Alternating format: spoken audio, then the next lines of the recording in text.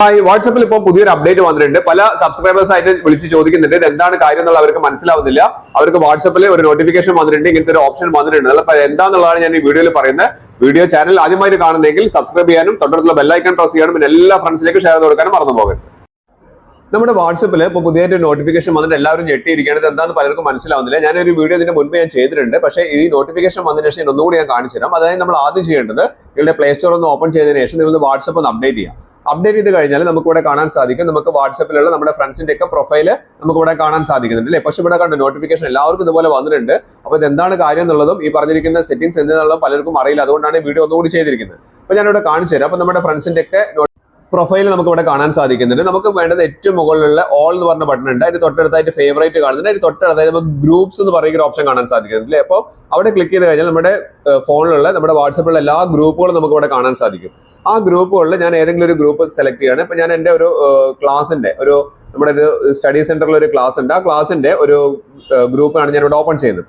ആ group open ചെയ്തിട്ട് നിങ്ങൾക്ക് ഞാൻ കാണിച്ചു തരാം അതെന്താണ് ഈ ഒരു ഓപ്ഷൻ ഇപ്പോൾ വന്നിരിക്കുന്നതെന്ന്. അപ്പൊ ഞാൻ അതിൽ ഓപ്പൺ ചെയ്യുന്ന സമയത്ത് നമ്മുടെ സ്റ്റഡി ക്ലാസിന്റെ കാര്യങ്ങളൊക്കെ നമുക്ക് ഈ ഗ്രൂപ്പിലാണ് വരുന്നത്. അപ്പൊ നമുക്ക് അതിന്റെ ഏറ്റവും മുകളിലായിട്ട് നമുക്ക് കാണാൻ സാധിക്കും നമ്മുടെ ഗ്രൂപ്പിന്റെ പേര് നമുക്ക് കാണാൻ സാധിക്കും. എല്ലാവരും ഒന്ന് നോക്കി നോക്കുക. അപ്പൊ അവിടെ നിന്ന് ക്ലിക്ക് ചെയ്ത് കഴിഞ്ഞാൽ ആ ഗ്രൂപ്പിന്റെ നെയിമിന്റെ മേലെ ക്ലിക്ക് ചെയ്ത് കഴിഞ്ഞാൽ ഇവിടെ നമ്മുടെ ഗ്രൂപ്പിൽ എത്ര മെമ്പർമാരുണ്ട്, നമ്മുടെ ഗ്രൂപ്പിന്റെ പേരെന്താണെന്നുള്ള കാര്യങ്ങളൊക്കെ നമുക്ക് ഇവിടെ ഗ്രൂപ്പിൽ കാണാൻ സാധിക്കും. നമുക്ക് താഴേക്ക് സ്ക്രോൾ ഡൗൺ ചെയ്ത് വരുന്ന സമയത്ത് നമുക്ക് ആ ഗ്രൂപ്പിൽ ടോട്ടൽ മെമ്പേഴ്സ് എത്രയാണ് എന്നുള്ളതും അതുപോലെ തന്നെ അതിൽ നിന്ന് വന്നിരിക്കുന്ന മീഡിയ കാര്യങ്ങളൊക്കെയാണ് നമുക്ക് ഇവിടെ കാണാൻ സാധിക്കുക.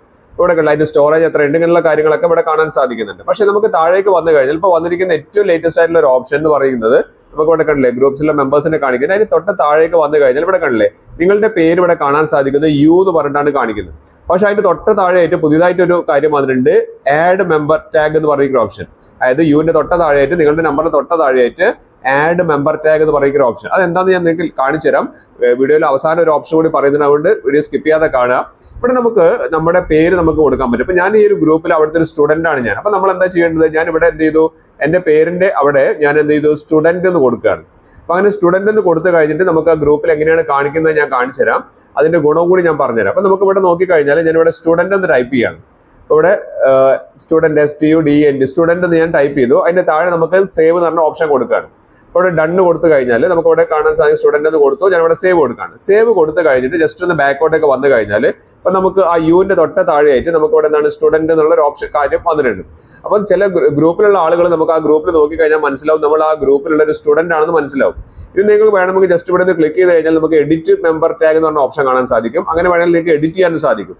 അതായത് ഇപ്പൊ നിങ്ങൾ നിങ്ങളുടെ മക്കളാരെങ്കിലും ഏതെങ്കിലും സ്കൂളിൽ പഠിക്കുന്നതാണെങ്കിൽ അപ്പം അവരുടെ ഫാദർ ആണ് ഞാൻ ഇന്ന് അറിയിക്കാൻ വേണ്ടിയിട്ട് നമുക്ക് എന്ത് ചെയ്യാം, ഇവിടെ നമുക്കൊരു പേര് കൊടുക്കാൻ സാധിക്കും. ഇപ്പം മകന്റെ പേര് അമിത് എന്നാണെങ്കിൽ അമിത്സ് പാരന്റ് നമുക്ക് ഇവിടെ കൊടുക്കാൻ സാധിക്കും. അതിനുശേഷം അങ്ങനെ കൊടുത്തതിന് ശേഷം ഇതാണ് മറ്റൊരു ഓപ്ഷൻ, ഇവിടെ പ്രിവ്യൂ എന്ന് പറയുന്ന ഒരു കാര്യം കാണിക്കുന്നുണ്ട്.